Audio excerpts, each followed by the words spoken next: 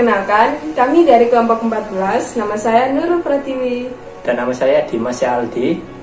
Nama saya Aulia Feranica. Kami dari kelompok 14 akan menjelaskan tentang etika dan keamanan dalam sistem informasi. Disimak ya videonya, jangan lupa. Terima kasih. Assalamualaikum warahmatullahi wabarakatuh. Kali ini kami akan membahas tentang etika dan keamanan dalam sistem informasi. Yang pertama adalah pengertian etika. Etika merupakan kepercayaan tentang hal yang benar dan salah atau yang baik dan yang tidak. Etika dalam sistem informasi dibahas pertama kali oleh Richard Mason pada tahun 1986 yang mencakup tentang privasi, akurasi, properti, dan akses. Tujuan dari etika dan keamanan dalam sistem informasi adalah 1. Memahami bagaimana etika komputer mempengaruhi sistem informasi. Yang kedua adalah memahami privasi, akurasi, kepemilikan, dan aksesibilitas informasi. Yang ketiga adalah memahami tipe-tipe kejahatan komputer. Yang keempat adalah memahami istilah-istilah virus yang ada di dalam komputer seperti worm, trojan, logic bomb, time bomb, atau malware, dan lain-lain. Yang kelima adalah memahami keamanan yang dimiliki oleh komputer itu sendiri. Etika dalam sistem informasi tadi kan ada 3 macam, yaitu privacy, akurasi, dan property. Yang pertama adalah kami akan menjelaskan tentang privacy. Privacy adalah perlindungan informasi personal atau seseorang atau individu. Dalam kasus, manajer pemasaran mengganti email bawahannya, atau penjualan data akademis. Yang kedua adalah tentang akurasi. Jadi, akurasi itu berkaitan dengan autentikasi atau kebenaran dari suatu informasi tersebut. Contoh misalnya, keakuratan dalam sebuah informasi itu dipertanggungjawabkan biar tidak menjadi hoax. Yang ketiga adalah properti. Properti yang saat ini sedang digarapkan adalah dikenal dengan sebutan hak atau haki. Haki itu merupakan hak atas kekayaan intelektual. Haki biasa diatur melalui hak cipta atau copyright, hak paten, dan rahasia perdagangan atau trade secret. Hak cipta adalah hak yang dijamin oleh kekuatan hukum yang melarang penduplikasian kekayaan intelektual tanpa seizin pemegangnya. Hak seperti ini mudah untuk didapatkan dan diberikan kepada pemegangnya selama masa hidup penciptanya. Paten merupakan bentuk perlindungan terhadap kekayaan intelektual yang paling sulit didapatkan, karena hanya akan diberikan pada penemuan-penemuan inovatif dan sangat berguna. Hukum paten memberikan perlindungan selama 20 tahun. Hukum rahasia melindungi kekayaan intelektual melalui lisensi atau kontrak. Pada lisensi perangkat lunak, seseorang yang menandatangani kontrak menyetujui untuk tidak menyalin perangkat lunak tersebut untuk diserahkan pada orang lain atau dijual. Aksesibilitas informasi, yaitu berkaitan dengan informasi seseorang berhak memperoleh dan bagaimana informasi dapat digunakan. Isu-isu dalam aksesibilitas, yaitu ECPA, monitoring email, haki, UU ITE.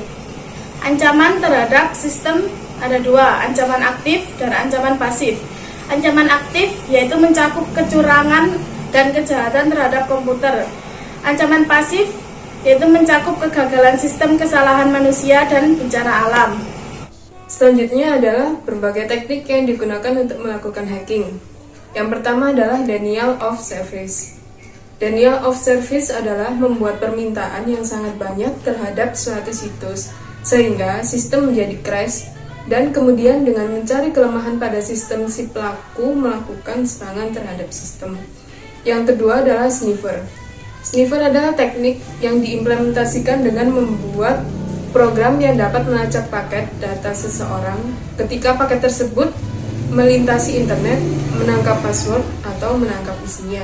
Yang terakhir adalah spoofing. Spoofing merupakan melakukan pemalsuan alamat email atau web dengan tujuan untuk menjebak pemakai agar memasukkan informasi yang penting seperti password atau nomor kartu kredit. Selanjutnya kita masuk ke pembahasan tentang virus. Virus adalah file biner yang diaktifkan guna menyebarkan dirinya. Ia dapat diprogram untuk merusak atau menghapus file, menampilkan pesan yang aneh, dan bahkan merusak sistem komputer itu sendiri. Virus tidak pernah menyebar ke sistem lain secara otomatis. Selanjutnya adalah worm atau cacing. Worm adalah program file biner yang dapat menggandakan diri ke sistem lain secara otomatis. Perbedaannya dengan virus, jika virus membutuhkan bantuan manusia untuk menyebarluaskan dirinya, maka worm tidak.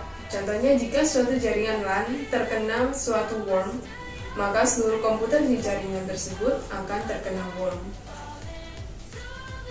Selanjutnya adalah Trojan Horse. Trojan Horse adalah program yang dibuat untuk menembus pengamanan komputer dan mengambil alih kendali komputer dari jarak jauh serta mencuri data penting. Selanjutnya adalah hoax. Sebenarnya, hoax bukanlah virus. Hoax adalah istilah yang digunakan untuk menyebut berita bohong mengenai virus.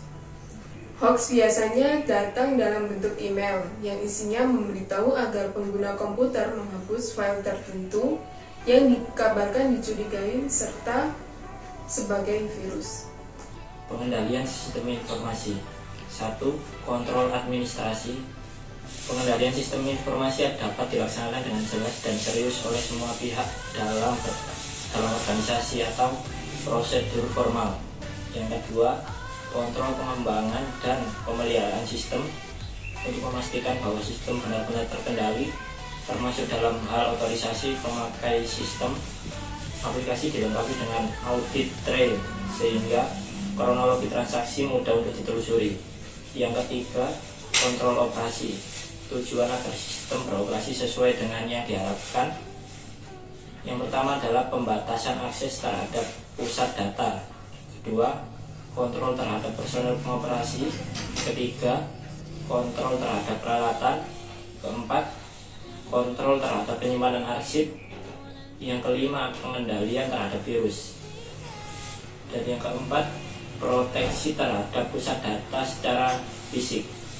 Faktor lingkungan menyangkut suhu, kebersihan, kelembapan udara, bahaya banjir, dan keamanan fisik ruangan perlu diperhatikan dengan benar.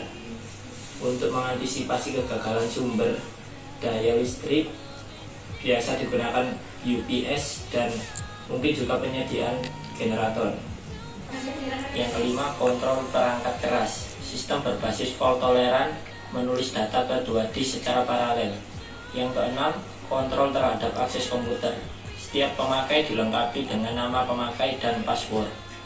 Yang ketujuh, kontrol terhadap akses informasi atau pengguna enkripsi. Yang kedelapan, kontrol terhadap rencana. Yang pertama, ada rencana darurat. Yang kedua, rencana cadangan. Yang ketiga, rencana pemulihan. Dan yang terakhir adalah rencana pengujian atau simulasi. Kesembilan, kontrol terhadap perlindungan terakhir, rencana pemulihan dari bencana dan asuransi. Keamanan komputer. Yang pertama, keamanan sistem informasi. Tindakan pencegahan yang diambil untuk menjaga komputer dan informasi yang ada di dalamnya tetap aman dari pengaksesan yang tidak berhak. Yang kedua, pengamanan yang disarankan. Pertama, terapkan rencana pengamanan untuk mencegah pembobolan. Kedua, memiliki rencana jika pembobolan terjadi. Yang ketiga, membuat backup. Yang keempat, hanya izinkan akses untuk pegawai tertentu. Kelima, ubah password secara berkala. Keenam, jagalah informasi yang tersimpan dengan aman. Ketujuh, gunakan software antivirus. Kedelapan, menggunakan biometrik untuk mengakses sumber daya komputasi. Dan yang terakhir, rekrut tenaga kerja atau pegawai yang bisa dipercaya. 3. Enkripsi. Enkripsi adalah proses penyandian pesan sebelum memasuki jaringan atau gelombang udara, kemudian membuka kembali pada ujung penerimaan. Yang keempat, bagaimana enkripsi bekerja. Sistem kunci rahasia simetrik. Pengirim dan penerima keduanya menggunakan kunci yang sama. Kedua, manajemen kunci dapat menjadi masalah. Ketiga, teknologi kunci publik menggunakan kunci privat dan kunci publik.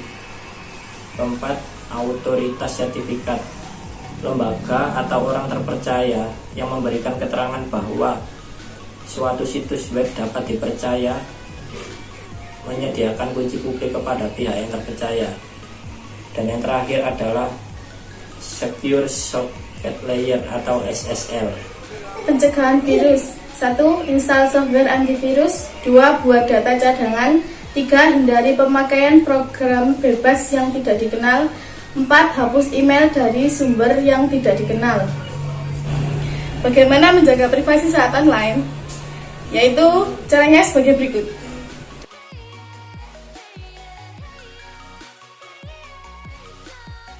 Gimana nih teman-teman? Udah lihat belum video dari materi kita? Materi kita tuh membahas tentang RPS nomor 14 dan 15 tentang etika dan keamanan dalam sistem informasi. Kira-kira ngebantu teman-teman semua nggak dalam mencari materi ini?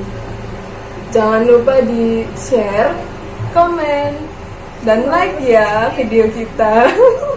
Sampai jumpa. Wassalamualaikum.